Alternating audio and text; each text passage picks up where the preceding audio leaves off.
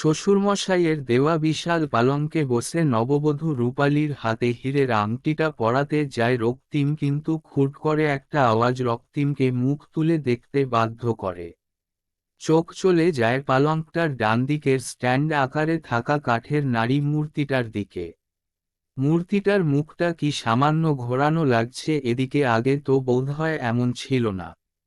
বেশি ভাবার সময় পায় না রক্তিম, রূপালীর নরম ঠোঁট ইতিমধ্যেই ছুঁয়ে ফেলে ওর সিগারেট প্রেমী ঠোঁট দুটোকে। কিন্তু একি আবার একটা আওয়াজ, এবার যেন বাম দিক থেকে। কোনো এক অজানা তাড়নায় নিজের ঠোঁট দুটোকে রূপালীর ঠোঁটের আলিঙ্গন থেকে দ্রুত মুক্ত করে রক্তিম চোখ ঘোরায় আওয়াজের উৎস। কাষ্ঠল নারী মূর্তিটার জায়গায় এবার দেখতে পায় একটা ধোয়া ধোয়া সত্যিকারের নারী অবয়ব, যার মুখটা দেখে চমকে ওঠে রক্তিম। এ মুখশ্রী তো তার বহু চেনা, শুধু মুখশ্রী নয়, এই শরীরের প্রতিটা অলিগলির সাথেও পরিচিত ছিল একসময়। কিন্তু মোহিনীকে তো সে নিজে হাতে পাহাড় থেকে ফেলে খুন করেছিল একসময়, কেননা রক্তিমের ঔরসে এই অনাথা মেয়েটার জঠরে সূচনা হয়েছিল নতুন একটা প্রাণের, কিন্তু রক্তিমের এই বার্ডেন নেওয়ার কোনো ইচ্ছেই ছিল না সে সময়।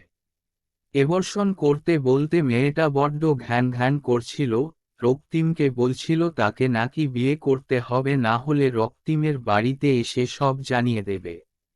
কিন্তু রক্তিম কি পাগল নাকি যে এরকম একটা মেয়েকে বিয়ে করবে? মেয়েটা কি দিতে পারত রক্তিমকে শুধু নিজের শরীরটা, আর সেটা তো রক্তিম পেয়েই গেছিল ইতিমধ্যে। তাহলে রক্তিমের জীবনে আর কাজ কি মেয়েটার? সুতরাং এই ঝামেলা দূর করতে নিজের হাতেই নতুন আর পুরনো দুটো প্রাণকে একই সাথে শেষ করেছিল রক্তিম। কিন্তু আজ প্রিয় হতভম্ব, রক্তিম ঘুরে তাকায় ডান দিকে। ধোয়ার কুণ্ডলীর মধ্যে ভেসে থাকা দ্বিতীয় মেয়েটাকেও চিনতে অসুবিধা হয় না তার। ঈশিতা, ধনী বাবার একমাত্র আদুরে কন্যার কাছ থেকে একসময় ভালোই টাকা পয়সা আদায় করেছিল রক্তিম, কিন্তু রূপালীকে পাওয়ার পর যেই না ছুঁড়ে ফেলল মেয়েটাকে, অমনি সে মেয়ে সিলিং ফ্যান থেকে ঝুলে পড়ে একদিন। ভাগ্যিস সুইসাইড নোট রেখে যায়নি কোনো, তাই এই বছর খানেকেও কেউ রক্তিমের টিকি অবধি ছুঁতে পারেনি। আর অন্যদিকে মোহিনীর আপন বলতে কেউ ছিল না, তাই একটা জলজ্যান্ত মেয়ে স্রেফ হারিয়ে গেল, অথচ কোনো হইচই হলো না সেভাবে। কিন্তু আজ ঈশিতা আর মোহিনী একসাথেই রক্তিমের ফুলসজ্জার ঘরে একটু একটু করে এগিয়ে আসছে ওরা, একরাশ ধোয়ার মতন অবয়ব নিয়ে ঘিরে ফেলছে রক্তিমকে।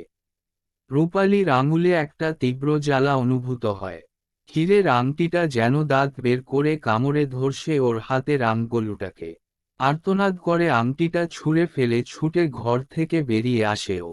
মেঝেতে একাকী পড়ে রয়ে যায়, তারপর বিস্ফারিত চোখে সিলিংয়ের দিকে তাকিয়ে থাকা রক্তিমের নিস্পন্দন দেহটা। হয়তো এটাকেই কর্মের ফল বলে। সমাপ্ত।